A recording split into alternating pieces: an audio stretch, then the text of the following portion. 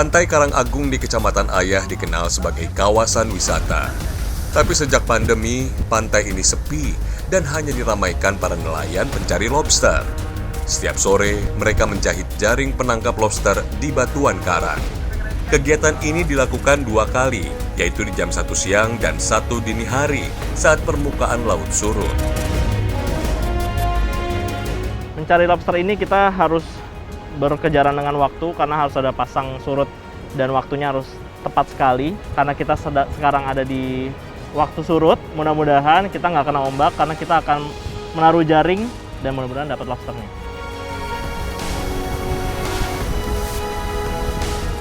Umpan kesukaan lobster adalah kerang jenis tritip dan rumput laut, sehingga saat musim rumput laut tumbuh subur, pencarian lobster menjadi lebih sulit.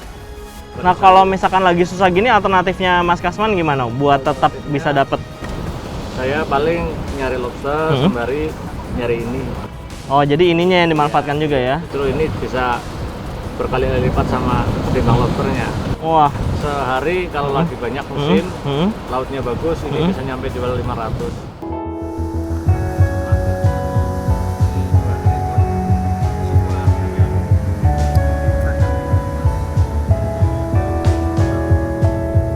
Kasman mengajak saya ke ujung tebing karang. Ngilu rasanya melihat deburan ombak yang ganas menghantam.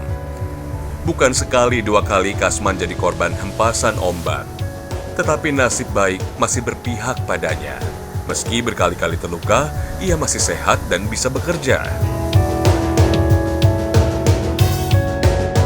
para pencari lobster di sini nyalinya luar biasa pemirsa karena mereka bahkan ke titik-titik terjauh batu karang ini dekat sekali dengan hempasan ombak. Aduh. Karena memang disitulah habitatnya lobster ya, yang harus mereka cari di bawah situ.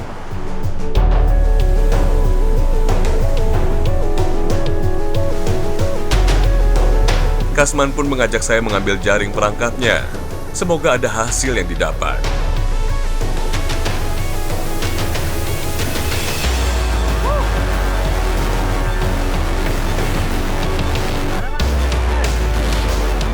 Alhamdulillah dapat.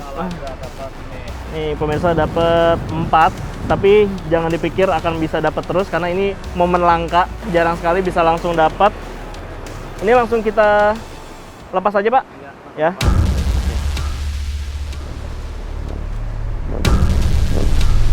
Lobster harus dibius menggunakan pasir agar tetap hidup saat dijual nanti.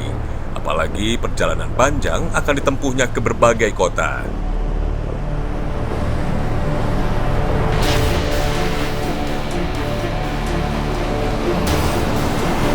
Nah, kosong. Oh, belum beruntung, kosong. Waduh. Belum ada yang dimakan juga umpannya. Jadi memang untung-untungan gitu bisa dapat.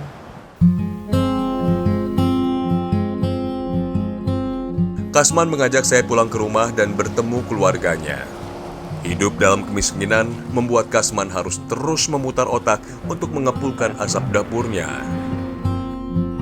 Awal pandemi Mas, saya itu 2 minggu kayaknya itu sama sekali nggak ada kegiatan yang intinya berpotensi dapat uang. Bingung sama sekali, stok beras sudah habis. Istri saya tanya, kita mau makan apa? Saya bingung. Saya jongkok depan rumah Mas, saya nyari ke kebun. Yang mau saya jual itu nggak ada.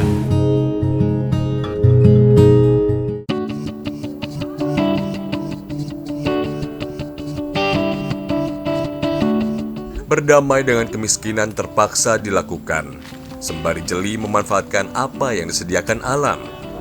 Kali ini, saya mengikuti warga yang hendak memanen buah mangrove atau bakau. Nah, ini tanaman-tanaman ini tajam banget pemirsa. Namanya jeruju atau jerojon kalau bahasa setempat sebelum masuk ke kawasan mangrove. Dan ini juga memang bagian dari mangrove.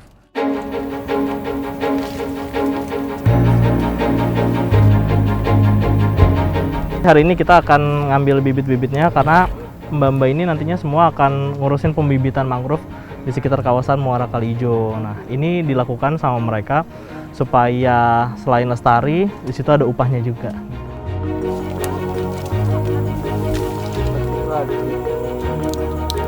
Berada jauh di perkotaan, ternyata tak membuat kawasan ini bebas sampah. Lihat saja tumpukan sampah di sela pohon bakau ini. Sampah itu datang dari laut, dari darat, dari mana-mana. Biasanya bercokol di muara dan bertempat di bawah pohon-pohon mangrove seperti ini. Nah, itu salah satu yang menghambat pertumbuhan mangrove juga dan bisa menyebabkan timbulnya daratan baru, kemudian menghambat pertumbuhan tanaman-tanaman lain, dan itu sebenarnya yang bahaya. Setiap buah bakau yang akan jadi bibit dihargai Rp100. Biasanya, sekali acara penanaman mangrove memesan minimal 1.000 bibit bakau. Kawasan mangrove di Muara Kali Ijo seluas 18,5 hektar akhirnya jadi andalan warga untuk menambah penghasilan.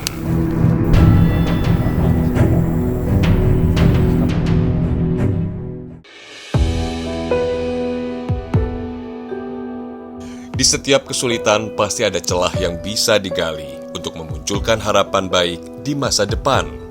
Meski rakyat tetap menanti uluran tangan negara untuk membantu mereka yang setiap hari bergulat dengan keadaan.